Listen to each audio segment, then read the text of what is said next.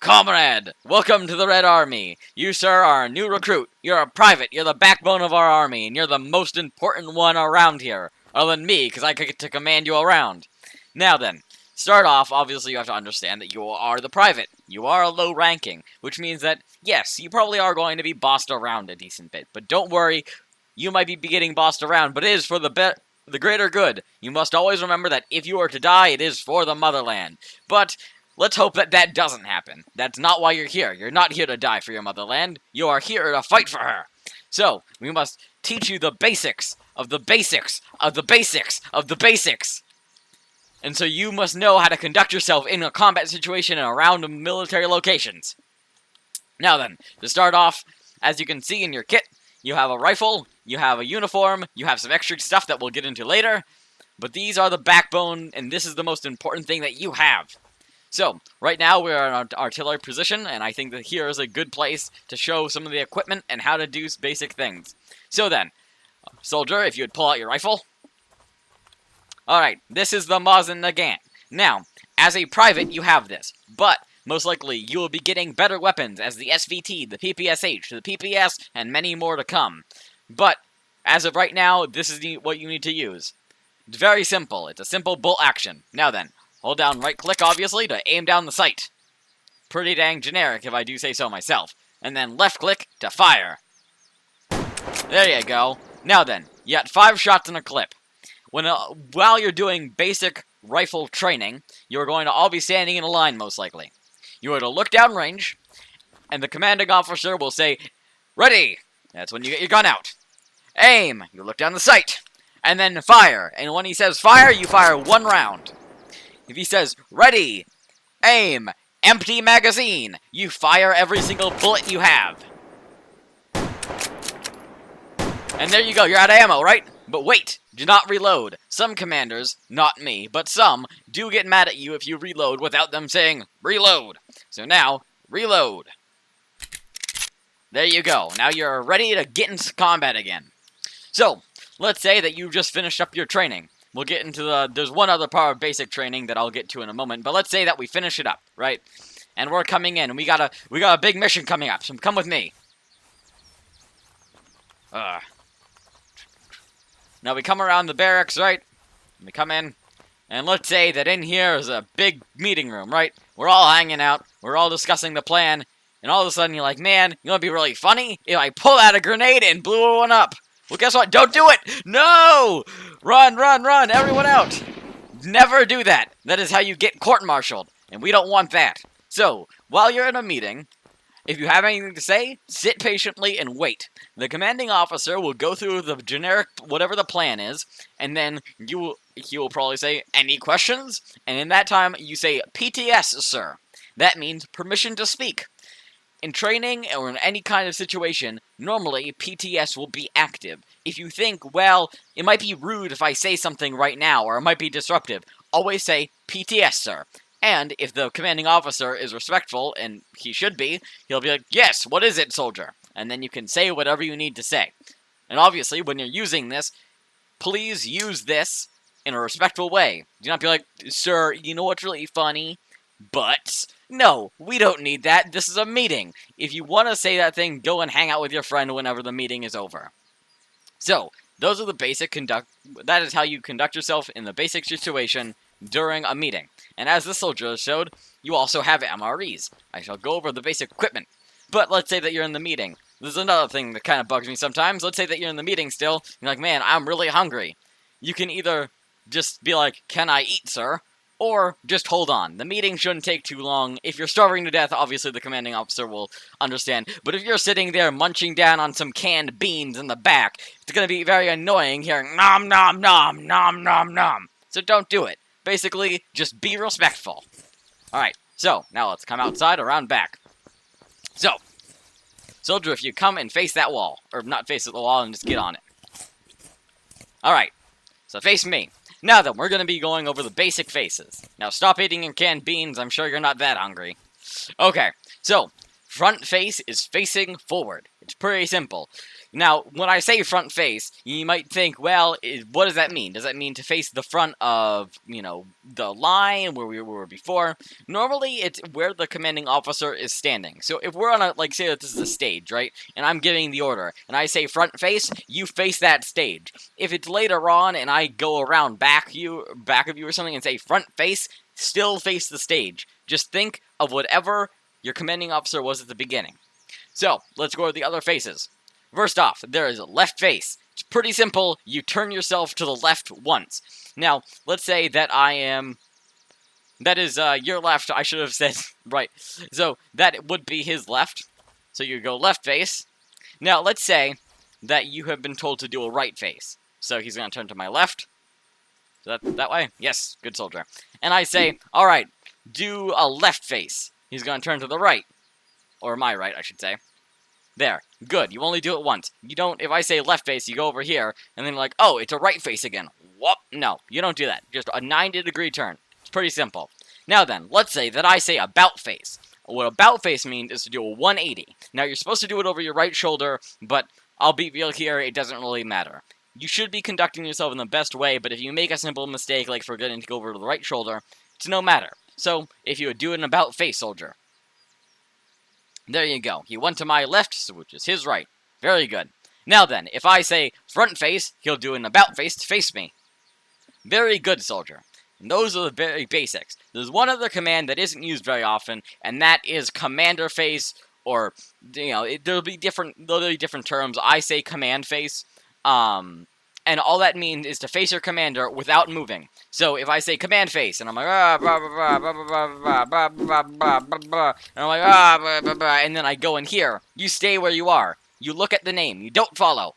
Because if you follow, and that commander is literally just walking over here for a second, and he's like, and then you're like, oh, commander, and you run into him. No, you don't want to do that. That's dumb. You want to stand your ground and wait until he gives you the order to move. But those are the very basics of conducting yourself around base. It's pretty simple. In the Red Army, what we expect is you to respect your higher-ups, be just a general good person. You are fighting for a very good cause, and stop munching on your beans all the time. Other than that, I hope you enjoyed this training video, and other than that, I can't wait to see you on the battlefield. Soldier, get out of those beans and look at me for a moment. Stop your eating.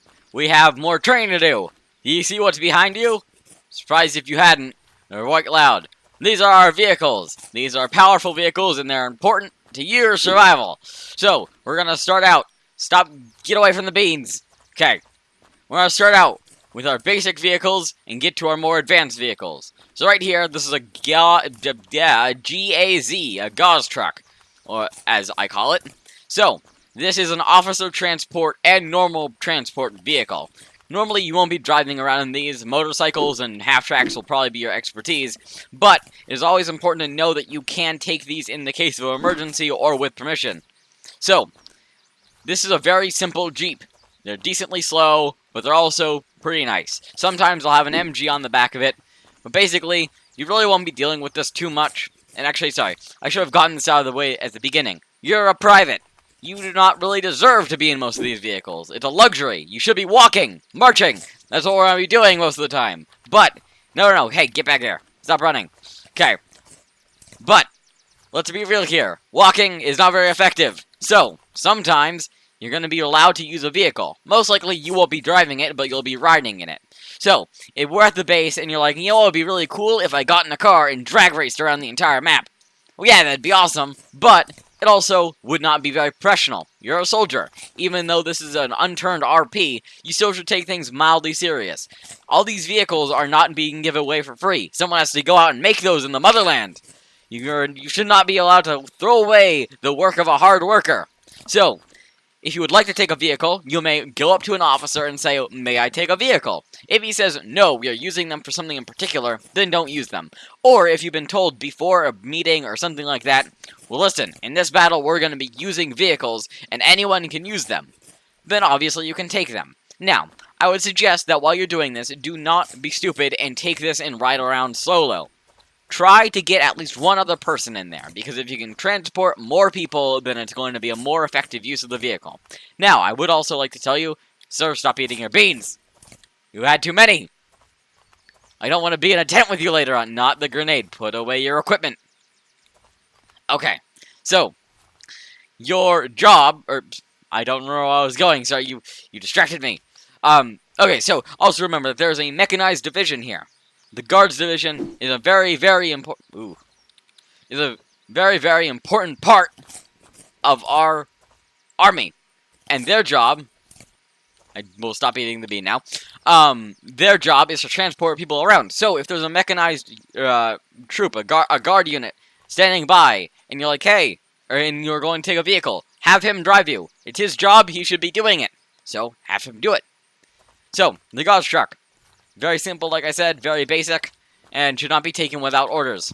This is the transport truck, the ZIS, and there's also a GAZ 61, the Gauss truck 61, which is a cargo truck, and it has solid sides. So, this is a very basic transport vehicle. It is, as it looks, a truck, and it's got some seats in the back. So, if we're going on a mission, and we're going down the road, most likely we'll be in one of these. There might be an officer in the gauze, and maybe some guys in a tank or something like that, but most likely they'll be sitting in one of these. It's actually pretty comfy, it's not too bad, and it'll get you around, and it's decently fast. This is what you're going to be looking for. Most likely this is what you're going to be taking for as a vehicle, unless you're taking a motorcycle, which we'll get to. And as you can see over here, this is another version of it. It's an AA gun. Now, we're lucky. We're on a part of the front where the Germans do not have air superiority. Airplanes are not seen very often. But, if worse comes to worse, and the Germans are coming down with their Stukas, you can hop in and get in that AA gun. So you can hop in. Oh, sorry, you have to kind of get in the front. Okay, you can hop in here, and then you can get into the secondary seat. Oh, and you see this man is already in it. And it's a slow-firing, heavy-hitting gun. It is not 4 Maxims strapped together, that's for sure. But, it definitely can pack a punch. Alright. Next is the Lonely Simple Motorcycle. We are lucky. The United States, in all of their capitalist ways, they may be bad, but we must also take some advantages from them. And this is the Harley-Davidson 42 WLA. Now, the United States have these as well. As I said, we have licensed the production from them. These things are fast, they're fast, they're good, and all around this is what you're going to be seeing. They're also really loud. So, those things, they putt around, they go pretty fast, and they're overall very reliable.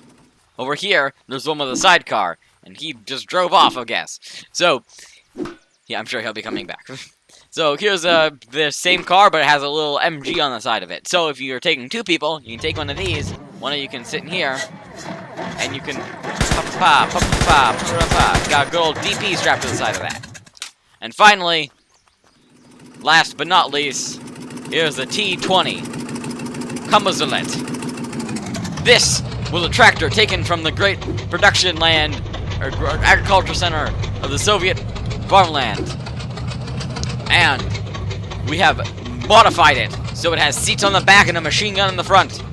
This can hold 8 people.